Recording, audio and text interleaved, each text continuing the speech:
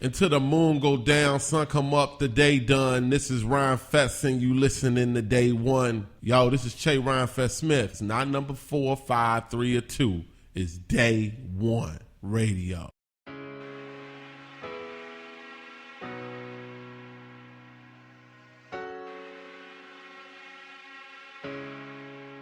The business.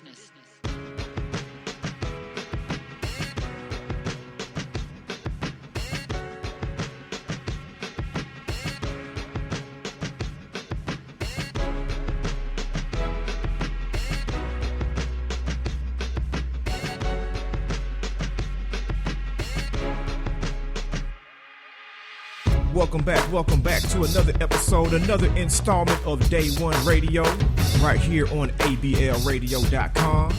That's Art, Beats, and Lyrics Radio to be exact. Make sure you download the very free, very accessible smartphone app for your iPhone and Android devices. And also make sure you check out the entire Day One Radio archive at day1radio.com, as well as in the iTunes podcast section.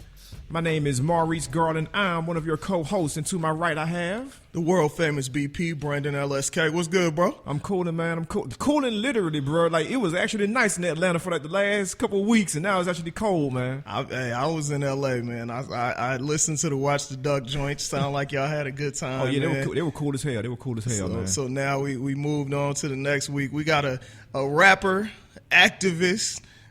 I'm gonna go ahead and say future political office holder, and the latest on his resume, filmmaker, man. Straight out of Chicago, we got Rhymefest Smith, man. What's going on, brother? What up, B? How you feeling? What's up, Maurice? How you feeling, man? Chillin'. Hey, we got to start. Remember how they used to call Cordell Stewart Slash back in the day? Right. We got to start calling the Fest Slash. You know what I'm saying? Yeah. We gonna get right into it, man. You're in town. By the time people hear this, it would have already passed. But you're in town doing a screening of your documentary in my father's house, man. How did that?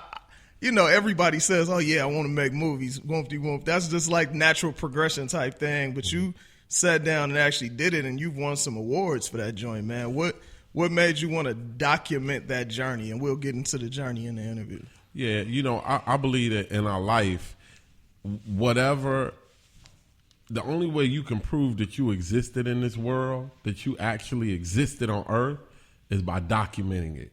If you don't document your life, what's the proof that you ever even lived? You know what I'm saying? At the end of the day, it ain't about being famous. It ain't about validation from nobody else. Man, how your shorty's gonna even know what you represented and lived for, or your great-great-grandkids gonna know who they are if they don't know what you've been through? And so I think that, especially as black people in America, it's time for us to get back to documenting the existence of ourselves in one way or another, whether it's audio, music, whether you write it down in a journal, and now you got the ability to film it.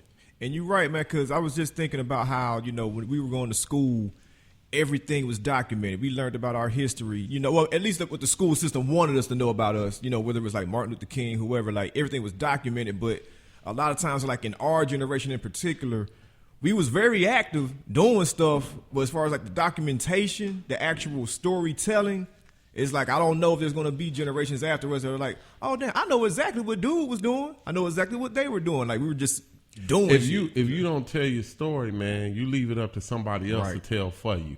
And I think that a lot of what we get in today about who we are is told by people who ain't us. And a lot of what we get in today about who we are, we're actually playing the caricatures of blackface that other people think about us. Right. You know what I'm saying? So when you see a lot of music out here, you know what I mean? That ain't who we are, what we think about ourselves. That's what, man, I done been in the marketing meetings when, a white executive be like, man, you know what niggas want to hear.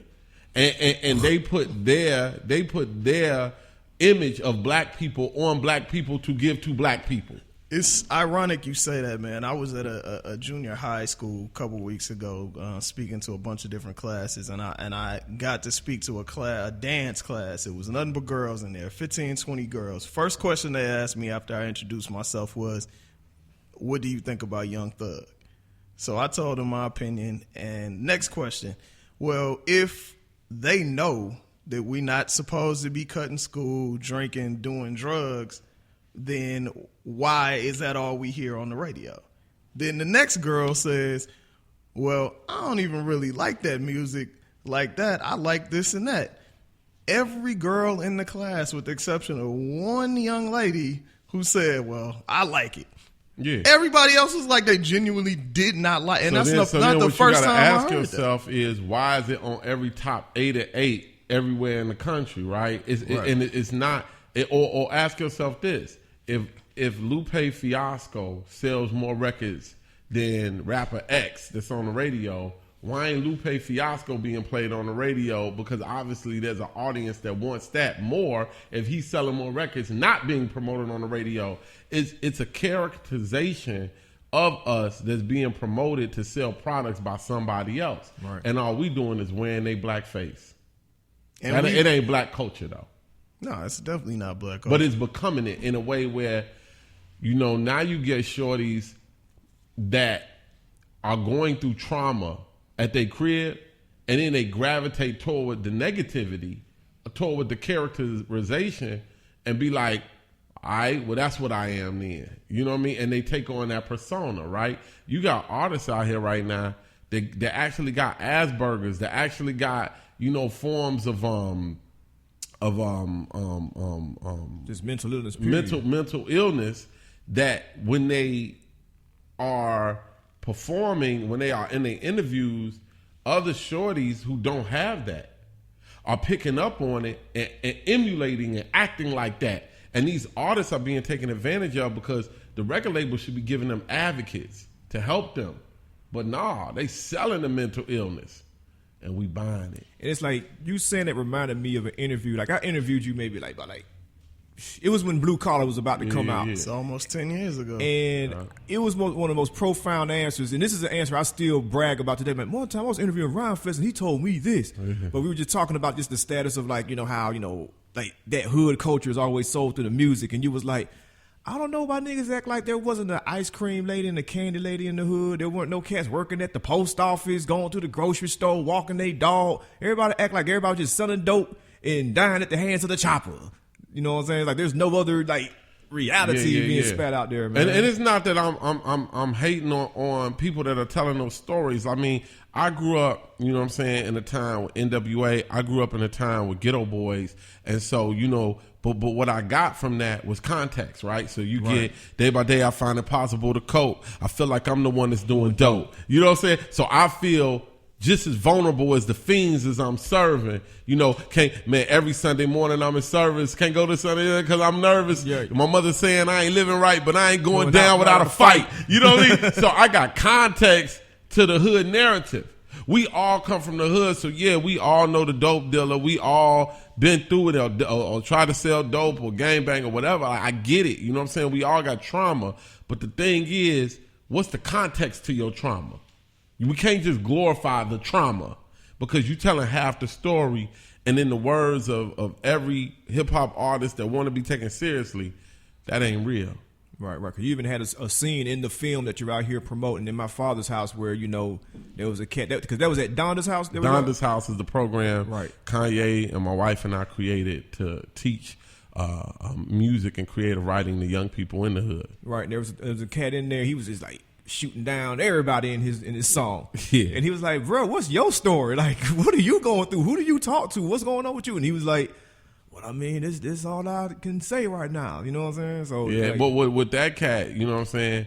And you'll see when you go get In My Father's House on iTunes now, the film, his daddy had got shot and died. His mama got shot and died. His brother got shot and died just a month prior. Now, he had a right to talk about his trauma.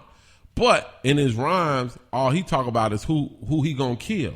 And so what he did in essence was take on the persona of the killer of his families. So I'm saying, man, you glorifying the killer instead of talking about how you gonna come up out of that cycle of violence. You know what I'm saying? It's kind of like what I call Stockholm Syndrome, where you fall in love with your abuser.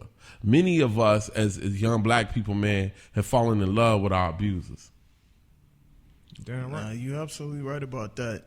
So we got a little ahead of ourselves. So essentially, if you haven't seen it yet, which like Rhymefest says, it is available on iTunes right now, and you can get more information at myfathershousefilm.com. This is basically a journey of you reconnecting with your father that you hadn't seen since you were 12 years old, and everything that came with you accepting who he is. Man, that's hard enough as it is in real life. But to document it and show the world your relationship with your shorties, your relationship with your wife, your relationship with the baby mama, your relationship with your pops, like that's deep, bro. Were you ever at all apprehensive about sharing this much of you with the world? You know, man, I always look at it be like, what they gonna do? Put me in jail? What you gonna do? You know what I'm saying? What you gonna do? Talk about me on Twitter? Like, what you gonna say my rhymes is whack? Like, you know what I'm saying? Like, at the end of the day, can't nobody do nothing to me. You know what I mean? And it's important. One of the things that's highlighted in the film is that black culture is very secretive. Our family life, we keep it very secretive because we be afraid, you know what I'm saying, of how we gonna be looked at. But in black culture is a lot of rape that happens, molestations that happen that we never deal with because we so secretive. You know what I mean? So this film for me, I think when shorties ask me, man, what's the way I could be the best rapper? I'll be like, man, you got to be vulnerable and fragile and be open. Like when we look at the best rappers, Tupac. Yeah. Tupac was the most vulnerable dude. Like, you know, I'm paranoid, gonna drink the Hennessy. Like, you know, so it's like, you know, I'm gonna die tonight. Like, you know, so it's that vulnerability and fragility. I think when we look at Marvin Gaye, when we look at Stevie Wonder, Bob Marley, revolutionary, we looking at vulnerability, you know what I mean? And so it's important that I live my life like art, not just create rap music. I always ask shorties, man, you rap? Yeah, I rhyme. What else you do? What you mean, what else I do? Man, Drake ain't just a rapper. Common ain't just a rapper. Kanye ain't just a rapper. Everybody that has successful, sustainable careers do more than rap. Yeah. So what else you do? And my thing is that if you can't be vulnerable and fragile, even if you look at Waka Flocka now, he talking about other things, you know, alternative music. If you look at 2 Chainz, he talking about the prison industrial complex. And you know what I'm saying? Like, you got to branch out into other things. And so, you know, what makes me open up my family is that I'm multifaceted, I'm vulnerable, you know what I mean? And I believe that there's strength in fragility. Like, this is like I guess like a chicken before the egg type question. Like, which came first, the idea for the film or the act of, you know, okay, I'm going to buy this house and look for my pops? Like, which came first? Yeah, the act comes first. The act always comes first, or it is an act. Like, you know what I'm saying? So it's like, that was a bar right there. Yeah, I got a bar. I'm Rhymefest, you know what I mean? So the action comes first, or it's just the act. You know what I mean? Like, so basically, I decided to buy this home as a way to be like, yeah, man, I won, man, nigga, like I did it. You know what I'm saying? I bought your house, fool. Like, y'all don't even have to know you, boy. You know. But that was insecurity, you know what I mean? Like, I did it out of bravado and insecurity. People that don't know their pops often do things to prove that we men or women. Like, I'm a man. I don't need nobody. We do these things to prove something to ourselves or somebody else. So that was my way of proving something. But when I got in there, I was haunted by spirits that I didn't understand. My father was tortured in that house, and I didn't know that, but I could feel that energy of that torture, you know what I mean, of that abuse he suffered from his father. Right. And so that energy made me feel uncomfortable, and it haunted me, and I couldn't sleep, and everybody felt good in the crib but me. So I was like, I got to go find the only man that could bless these walls, my father. And when I went to go find my father, I was like, yo, this journey got to be documented because my shorties got to know. And that's where we are. Until you talked to his brother, man, did you have any idea that he was homeless at all? Was anything in your mind like, damn? You know, I didn't know, you know, but I know that last time I saw my father when I was like 12, one of the few times I seen him, he wasn't a fresh dude. So, you know, I knew he ain't had no skills. I knew that, you know, he was somebody that, I wasn't looking forward to too much, you know, out of where he was in life, you know what I mean? And so you know, that right there was like, it actually empowered me because it put me in a driver's seat. Gotcha. It made it so like I control the tempo and flow of this relationship because I got more. I'm bringing more to the table. Mm-hmm. Right. Your mother had you when she was 15, and your dad. Obviously, we've discussed the issues that he's had for a long time. So it trips me out that your name is Che. Did you later rename yourself, or did they name you Che from jump? Yeah, I'm named after my namesake is Che Guevara. Right. The Cuban revolutionary. What happened was that when my mother got pregnant at 15, her father stepped in. My grandfather stepped in and said, "Yo, I'm naming him." So my grandfather was in Vietnam. And in Vietnam, my grandfather saw people affected by Agent Orange. He saw people that were different colors. He talked about all types of crazy, weird, mystical things he saw over in the jungle. And so when he came back to America, he saw that, man, my black community ain't really accepting me because I was fighting that white man war, and America is not giving me my just due, you know what I'm saying, as a vet for what I did for the country. So he named all his children and grandchildren after militant figures. Wow. At that point. And my name was Che. Dude, that's amazing. That's like a whole movie, right? Yeah, exactly. That's another movie, man. Yeah. Exactly. And my Wow. name was Che. And, you know, growing up with a name like Che, it make me understand how important names are. Because, you know, you call, and I look at hip hop, Lil this, Lil that, young this, young man. that. That allows you to be immature and stay in an immature state. Exactly. Because that's what you're being defined as a child. Even though you 40 years old when you young, you know what I'm saying? Yeah. And so, you know, growing up and people calling me Che, people who knew would be like, oh man, the revolutionary. And it made me go study and read about Che, you know what I'm saying? And when I read, I was like, yo, I rock with this dude, you know what I'm saying? Yeah. And then it started to form my ideas, it formed my lyrics, it formed my path into who I am. Like what you call your shorties, man, like it ain't good enough to be like, his name is Chris. You know what I mean? His name will be Mark. Like, you know what I'm saying? Like it's not, like if you don't have a name that you feel defines your character or you want to define who you are, go get one. Go get one. Nothing's keeping your name but you. Like, you know, so I named my son Solomon because I want my son, if he asks for anything from this universe, I want him to ask for wisdom within these times that we in. And my son displays the characteristics of a Solomon.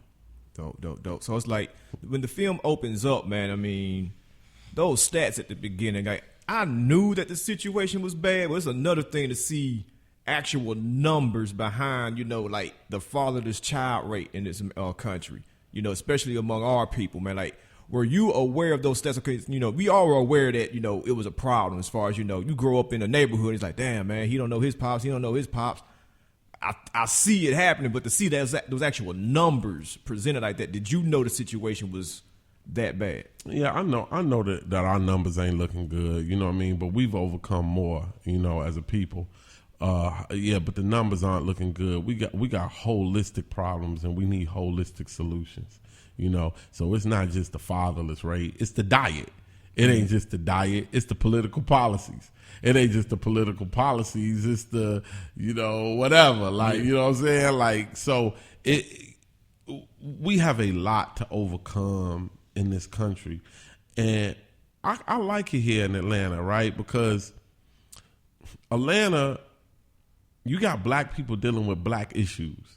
And you got a cross-section of classes that come together so that there is employment, there is opportunity. You know, what y'all deal with mostly here seem like it's classism. You know, y'all got a lot of bourgeois Negroes. And so, you know, I get it, but there's opportunity for a poor black kid because the person who holds the power here is also black. And so in Chicago, it's not like that. It's still segregated in Chicago. And so black people live on poor sides of town. And the bourgeoisie are put there to rule over us. You know what I'm saying? And we fighting a lot of issues. So it's kind of like with us, the cops shooting us and we shooting each other. We got holistic problems. Yeah, man, because I remember when I first got introduced to like Amina Matthews. You know what I'm saying? Like I interviewed her a few years ago, and she was telling me like, "Yo, this is not just a crime problem. This is something that doctors need to be looking into. This is a epidemic that we're dealing with. It's a crisis. It's a crisis." And you know the thing about it, man. If this was happening in any other community or to any other people other than dark people, you know what I'm saying? America would be on lockdown. You know what I'm saying? Right. So obviously, because we're not on lockdown, it's something that we have to solve. And I truly believe, and my man Javin and I talk all the time about it, that America is coming to a point where the empire has fallen and you just don't know it yet. And we have to break down into smaller communities. We have to break down into communities where we establish our own way of doing things, where it ain't no police. The community is the police. You know what I'm saying? And we establish the justice system in our own communities. And until we do that, we leaving our futures in the hands of people who are incapable, irresponsible, and it's going to be impossible. And folks that just don't damn care. They don't care. And you begging your oppressor for mercy, he ain't going to give you mercy. Ain't no begging, ain't no protesting for mercy. No. That's why I don't get with that, because I feel like, how you going to protest without being involved in process? You know, a lot of this protest is reactionary. Yeah. But you telling me Ferguson still got a white mayor? Well, you know what I'm saying? They still got 50 white police. Well, you know what I'm saying? Out of 53 police, and it's a black county. So yeah, the protesting look good on MSNBC, but that ain't where the revolution going to take place. Yeah, because a part of the story that always seems to get left out, like the link, you know what I'm saying? Because like they would always show us, you know, people marching in the history books, and, you know, if they were showing us a video in class, yeah, this is how they got stuff done. It was like, no, they still had folks like Thurgood up in there, you know, like carrying out the action after they marched on the building. You know what I'm saying? They weren't just marching to a building. There was somebody in there doing something. I call it all. You got to do it all. And all means agitate, litigate, and legislate. And unless you're doing it all, unless you agitate, litigate, and legislate, you ain't doing nothing. Which is probably one of the reasons you ran for alderman a couple years ago. Yeah. I had my Jesse Jackson, like, we got to agitate, litigate, and legislate. Except for you were saying words that are actually in the dictionary. It's a difference. Yeah, so that was an interesting situation, man. You ran for alderman against an incumbent and got 45% of the vote. They say he got 55% of the vote, and you came out later and said that you definitely suspected some kind of voter fraud. With that situation. You know what I'm saying? For people that don't know what an alderman is, like, explain it, because City council. Everybody watch Good Times. We know what an alderman is. We don't call them that down here though. We call them city council people. Yeah, it's city council. You know what I mean? And it's in Chicago. It's important because it's a very powerful position. So you're overlooking a community of about 60,000 people. It's like you the warlord of that hood. You know what I mean? And so, like, you know, basically you get a couple $1 million a year to run the community. You get access to grants, you get a pistol, you get like deputy powers, you get you get a salary, and you have to sign off on every new development that comes into that community. They can't build a building, they can't open a business without you signing off on it. So as you can imagine, the community I was in was where the University of Chicago is. So as you can imagine, there was a lot of power in that position. Right. And so for me to run, at first they thought it was cute and a joke, until I actually started raising money and getting votes and getting endorsements. And they was like, whoa. Yeah, we can't have no the rapper. Che. No, we can't have no, more than that. They was like, we can't have no rapper. You know what I'm saying? We can, or more than that, we can't have nobody outside our structure. He ain't within our system.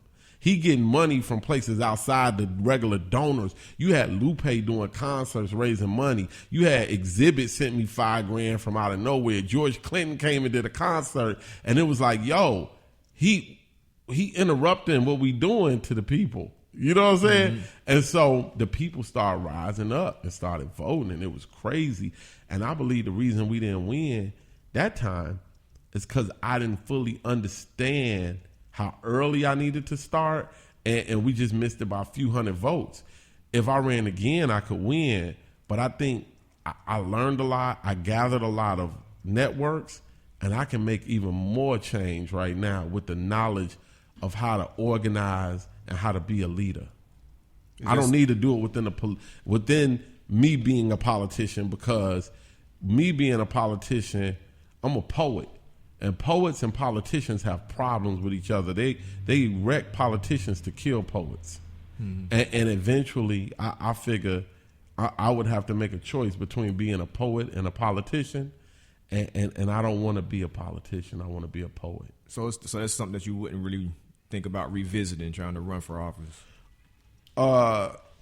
What I would like to do with politics is consultate other politicians. I think I can make more. I'm in a position to make more impact than being in one office in one district.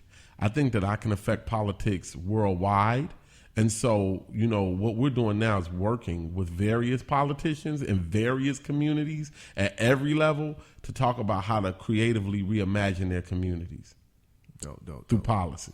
Gotcha. And a lot of people, it's interesting that you ran there, because Chicago has historically been a corrupt political city. Mm-hmm.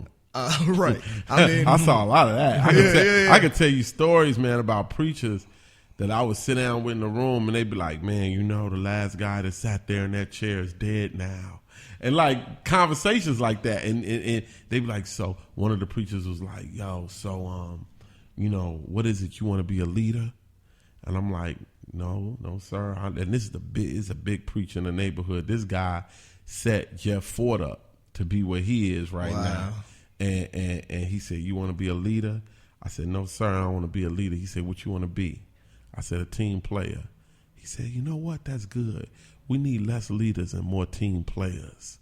Like, it was, sitting down with Mayor Rahm Emanuel people, and they're like, so what, you trying to be mayor one day? Like, trying to see if I'm, competition. I'm like, nah, man. Like, and they, they ask, well, what do you think a city councilman's job is, Rhymefest? And I'm like, to advocate for the community, to help you're wrong. I'm like, well, I'm not finished. They're like, nope, you started with a wrong answer. I said, why? They said, an alderman's job is to help push through legislation, not to advocate. And then I said, they said, this is not a civil rights position. This is a political position. Because the mayor's people interviewed you to decide if they're going to sponsor you, give you money to get in. But they want to know first that you're on the mayor's side of issues. Wow. So that's why they do that. So I said, it may be to legislate in other communities, but in my community, not only do you got to be a legislator, you got to be an advocate, because our people need help. You know what I'm saying? And I have to advocate for these communities that are downtrodden. And they didn't agree with me, because what their thing is, and they didn't even say create legislation. They said push through legislation. Whatever's existing, we want to keep this thing going. Boom. Don't create nothing new, and don't advocate for nothing. Just push it through.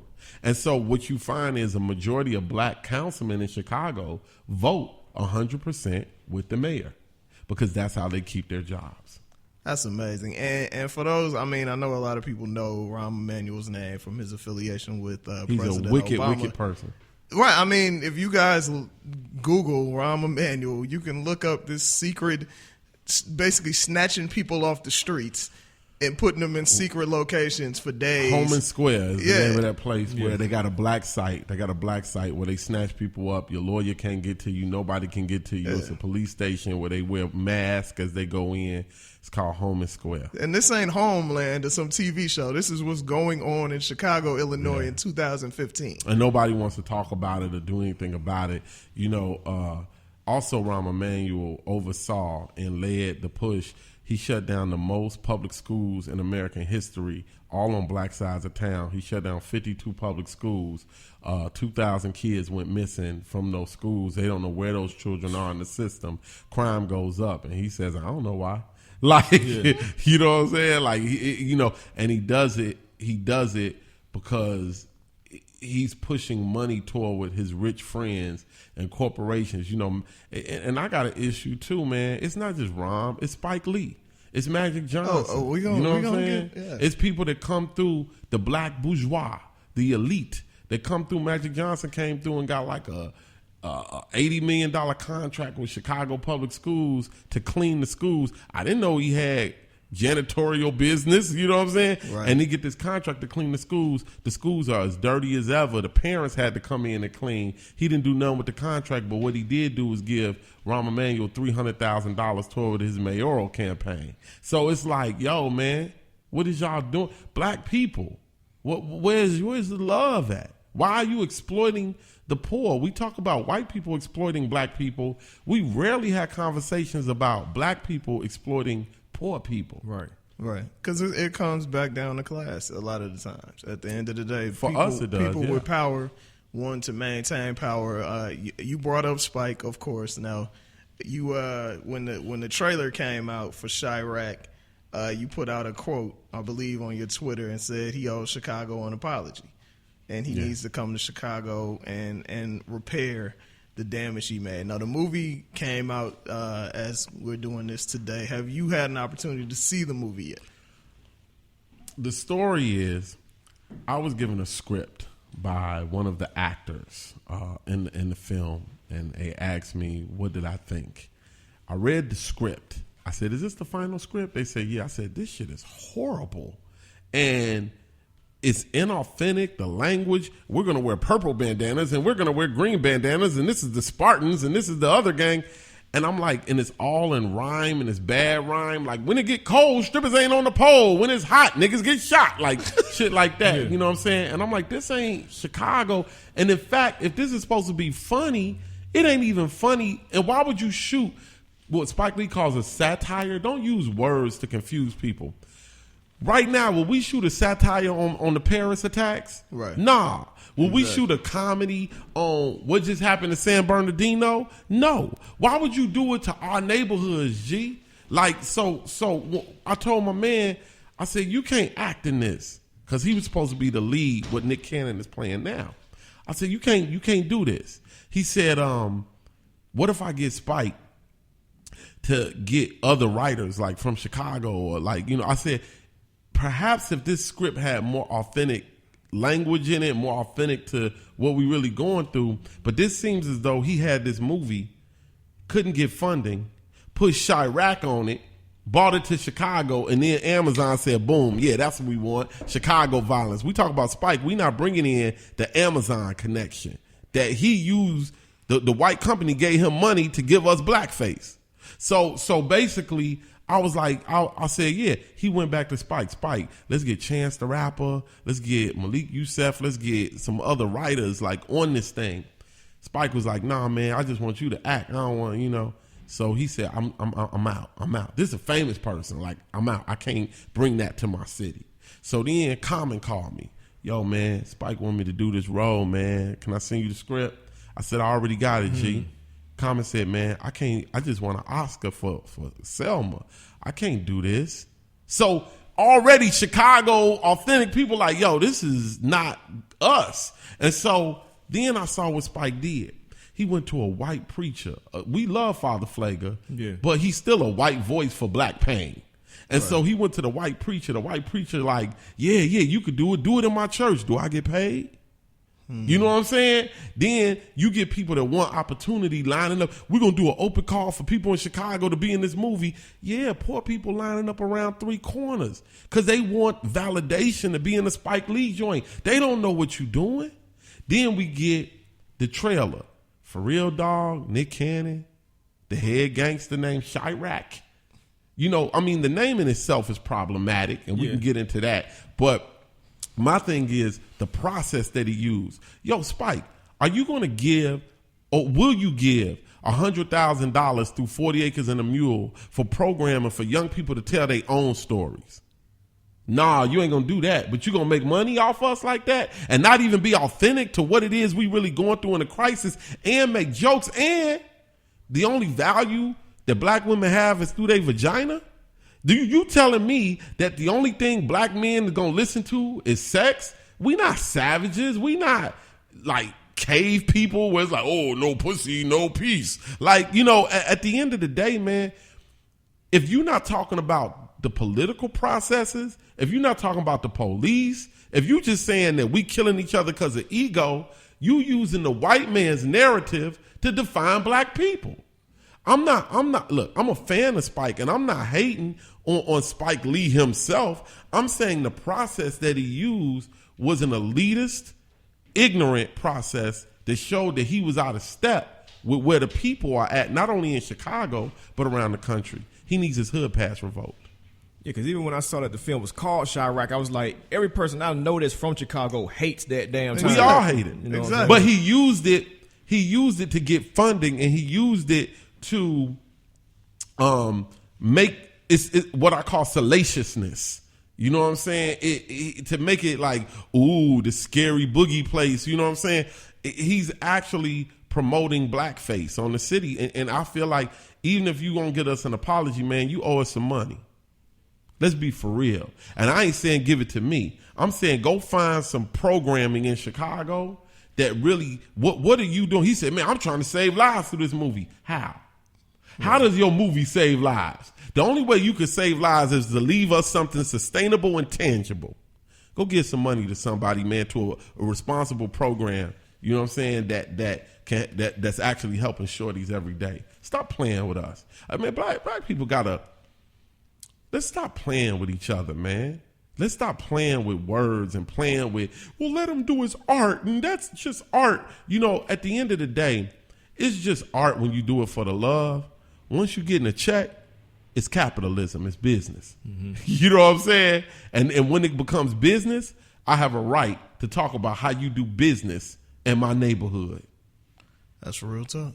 I feel like it's beyond just Spike. I feel like mainstream media, I feel like scared black people, I feel like uninformed black people use Chicago as a go-to argument when anything happens. And white people and Republicans. Yeah, They love it. They like, it's just like Chicago is this place, this mythical place where black people kill black people at every turn, and there's just lawlessness. And I've been to Chicago several times in the past couple years. Two of my best friends like the Wild West. Chicago. Yeah, I'm like, Chicago reminds me in many ways of like about LA, because you can't really tell a lot of times where shit goes down in certain neighborhoods, but it's not like you walk down any street and you're liable to get shot every second. Like, being a native, like, how do you feel about your city being used in this manner?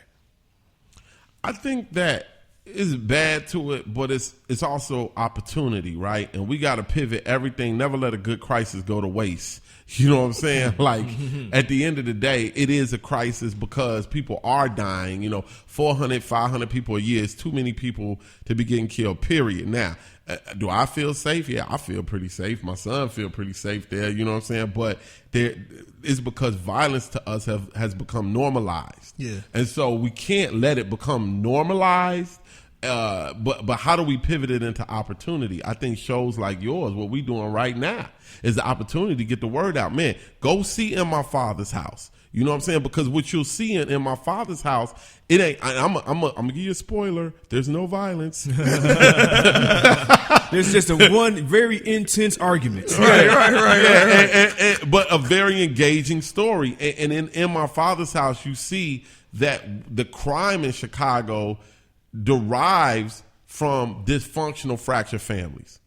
It doesn't derive from, yo, man, you shot my cousin first. Like, it comes from, man, first I never knew my pops.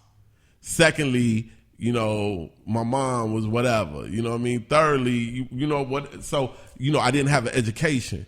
So we have to start being more sophisticated about how we view what crime is and what the solutions are. Definitely. In the news, the latest thing is this Ronald Johnson, the tape that came out regarding Ronald that. McDonald, Burger King, Laquan McDonald. Laquan McDonald, yeah. I said Ronald McDonald. Right. You said Burger King. The tape, we found out they made Burger King erase the tape. We're terrible, man. Laquan McDonald. Word association.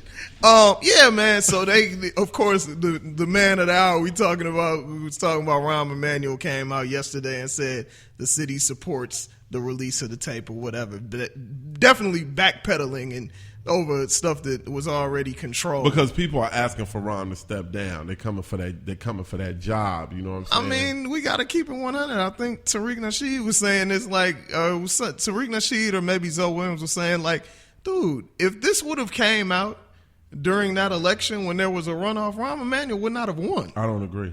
You don't think so? Because people already didn't like Rahm Emanuel. They already knew he was the wrong person to be mayor. I think the problem is those people that are going out protesting right now, where was they at when it was time to vote? Where were they at with those thousands of people when they knew this man had already shut down 52 schools all in black neighborhoods? This man had already put into effect a red light, speed light camera program that was taking people cars at record numbers. The city made like $100 million in a year off ticketing people, fines, fees, court costs. You know what I mean? People was getting their license suspended and criminalized over that. The reason Rahm Emanuel went into a runoff is because he was hated as mayor already, right? But the problem is he was running against a Mexican American, and then they played the card like, y'all gonna let the Mexican get in, man? What that mean for black folk? The Mexicans don't like y'all. They gonna take your jobs. And so then, like, when he played that card, all the black preachers, all the black so-called leaders, you know what I'm saying, said, well, we gonna support Rahm, but really Rahm had cut a deal with them. Hey, man, don't your church got a water bill? That water bill can go away. Hey, don't your church need a new parking lot? Stuff that wasn't even valuable. Yeah. Right. So had the tape came out, I got a feeling those people, it seems to me that the people who are reactionary and protesting, they just don't get involved when it's time to vote. They don't get involved when it's time to go out door to door and solicit their friends to come to the polls and understand the political process. I would say it's almost easy to face off a police officer in a group of 2,000 people when you got them outnumbered. Yeah. But it's more complex and difficult and sophisticated to get your people to go to a poll where it's not confrontational. It just works. So I don't know. I mean, people speculate, and I'm sure a lot of people are going to say I'm wrong about this, but I think we take a whole bunch of slaps in the face and abuse, and we still don't vote. Like, you know. It's almost like, you know, people get more discouraged, though. You know what I'm saying? From my experiences from talking to people that choose not to vote, they're like, man, they ain't going to change nothing, bro. Blah, blah, blah. You know what's interesting? And I can say this. Within the last year and a half, I've moved from a predominantly white neighborhood to a predominantly black neighborhood, both within the city of Atlanta. I receive far less correspondence about elections that go on in my neighborhood since I've moved to the black neighborhood. And you're going to do that. You're going to do that because in black neighborhoods, they don't want you to vote. Of course not. Because they want, in black neighborhoods, the system wants to be able to decide who runs black neighborhoods. So the less information you get, the less apt you are to act on it. Yeah, like even to piggyback off of that, man, it's like another thing that's breaking up the voting block is like folks move to quote unquote Atlanta. You know what I'm saying? They move outside somewhere like Alpharetta, Lawrenceville, right. Which ain't Atlanta, where your vote don't count because you got the house with the big ass yard, but it's like who else live out there? Right. You know what I'm saying? Like who's controlling like what comes in? You know, this community and this part of town, and everything. If you living all the way out somewhere, I think, man.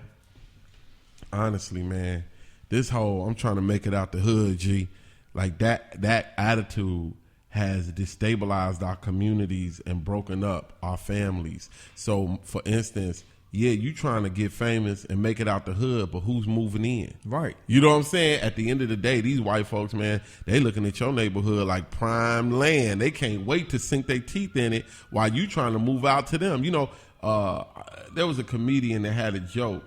He said, yo, man, I moved out, Chiraq. He said, I moved out to this neighborhood, and my neighbor's like Michael Jordan, and this dentist, and I live next to a dentist. You know what I'm saying? He ain't the best dentist in the world. Yeah, he's just a dentist. And guess what? The dentist about to move out.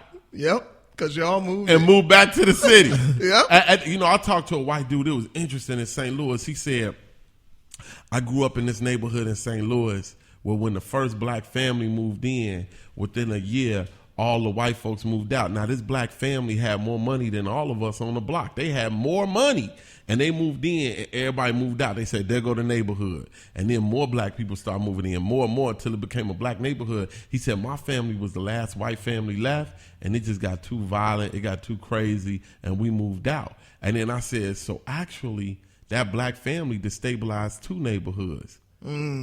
The one they came from and the one they moved to. Like, and he said, yup. And my thing is, why don't you just stay and make your neighborhood better, homie? Right. Stop selling yourself out. Most definitely, man. We can't have you here. We can't have you here and not talk about rap, man. What is up? All right, check it out. Yes. I don't believe in wrong or right. I don't believe the devil's home tonight. I question the existence of a Jesus Christ. How the hell can this man die twice? My homie got shot once and never came to life. I don't believe in karma. You don't believe me? Ask my baby mama. She just mad because she ain't believe in condoms. I was blindfolded by blind faith, trusting these bras. They snakes. Open your eyes. You got Medusa on a blind date. For no man will time wait. Fuck Ebola. Do something about the crooked cops and the crime rate. They called us 3/5 of a human. That's a primate. I don't believe we came from monkeys. That's our mind state. I don't believe the sagging pants is the problem. You can pull them all the way up. You still jobless. Or get a record deal and even make $1 million. Still behind on child support and eating garbage. I don't believe in Kwanzaa or February. I don't believe affirmative action is necessary. I don't believe that education can educate. I learn more from my homie on 55th and State. I learn more from the melon than give it to my face. Just learn my nigga is stage 3. I'm losing faith. Like a bird with a broken wing and a half a leg and nobody at the nest with a cracked egg. The fortune teller said in my future was leadership.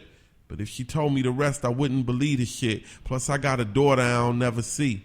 I guess that means she don't believe in me. All right, now I didn't rap. Now what's next? That's where we was going. We go. That ain't even where we was going, but I appreciate it though for sure. Bars. They want to know if I still got it. Exactly, man. Are we gonna hear the music that was in the film? Are you gonna be? Yeah, you know, in the new year, I'm coming out with an album entitled "Push the World." And so I got a joint with Common and Jesse Jackson rapping together. I got what? You can't just bypass that. Yeah, called Mastermind. It's dope. Jesse Jackson rapping, bro? Yeah, with Common. It's dope. That's amazing. Yeah.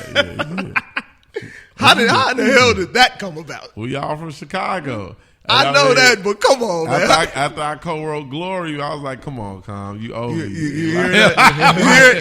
Did you hear the Oscar, you know, so now you're working on a Tony and an Emmy. Yeah, man, I don't got to get that EGOT. Yeah. You know what I'm saying? And so, you know, I got a joint with Bon Jovi. I got a joint with it's just craziness. But like what I'm doing is I'm making great relationships with people everywhere I go and great networking, and I'm just like, when you become my homie, I'm like, man, let's jump on the joint, and we do it.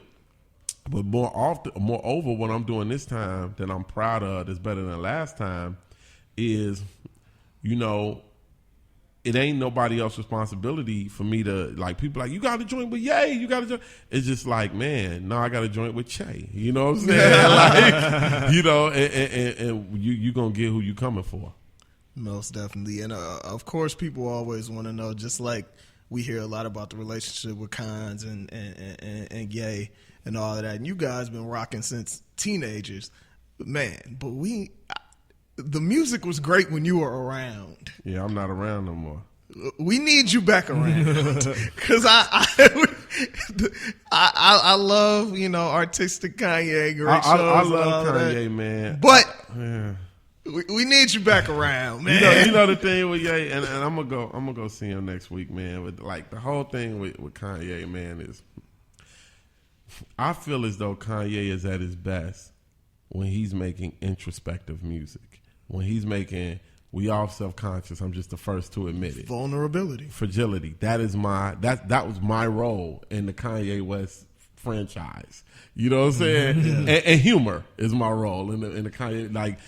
Cynicism, I would say, is my role in the Kanye West franchise, and so, you know, I pray that in these times, Kanye still has it, and I pray that in these times Kanye like looks around and makes music where the people are right now.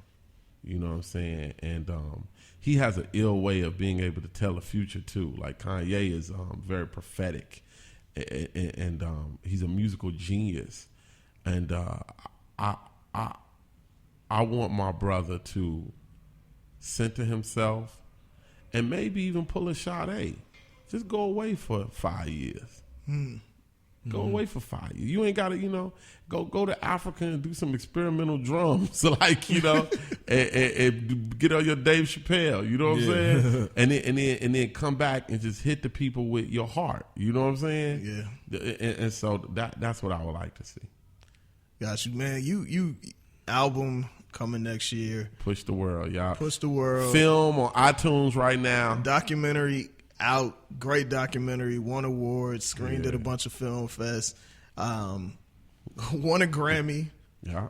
Won an Oscar. Yeah, Golden Globe, and I just won a Soul Train award. So and a Soul Train, yeah, we can't discount that. Yeah, come on, that's the only black one I got. Yeah. We can, and the Soul Train Awards, Quiet as Kept, was one of the best award shows in a minute this year. They ain't had no rap on it.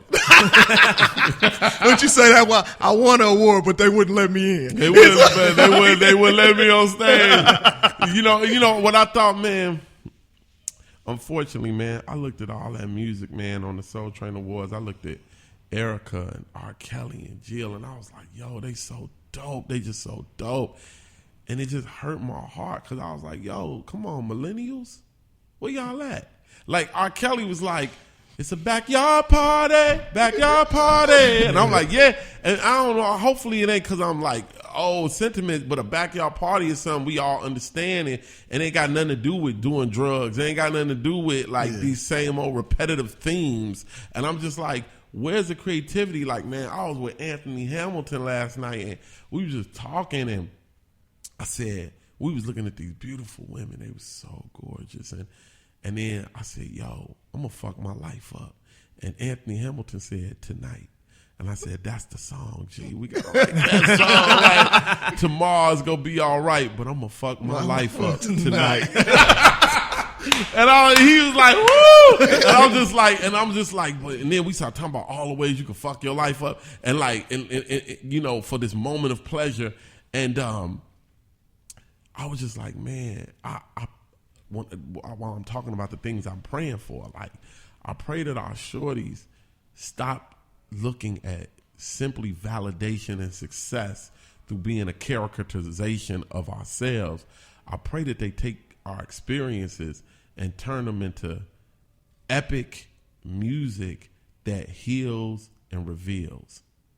I think I think to an extent we're seeing that with I don't know. You gonna name the same three people? But they're like, here we go. Here we go. No, but we have J. Cole. No,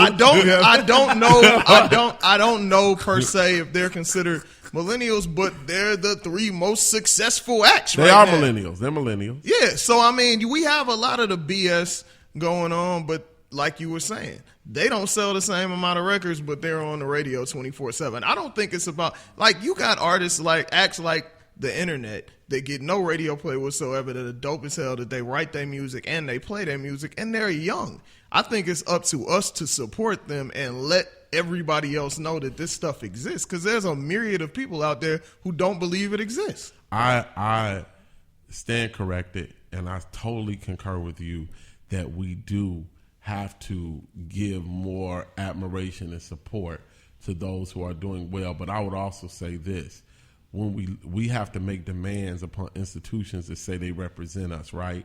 So if the Soul Train Award can do something so dope with R&B singers, let's go get The Internet. Let's go get, I saw J. Cole sit at a black award show and not get nothing.